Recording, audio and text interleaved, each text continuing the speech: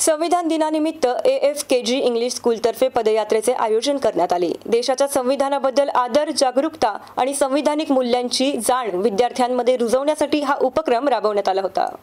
पदयात्रेची सुरुवात विद्यार्थ्यांनी संविधानाचे शिल्पकार भारतरत्न डॉ. बाबासाहेब आंबेडकर यांच्या पुतळ्यास पुष्पहार अर्पण करून आदरांजली वाहून केली। यानंतर पुतळा परिसरात इयत्ता 8वी ते 9वीतील विद्यार्थिनींनी संविधानाच्या महत्त्वावर आधारित प्रभावी असे पथनाट्य सादर केले।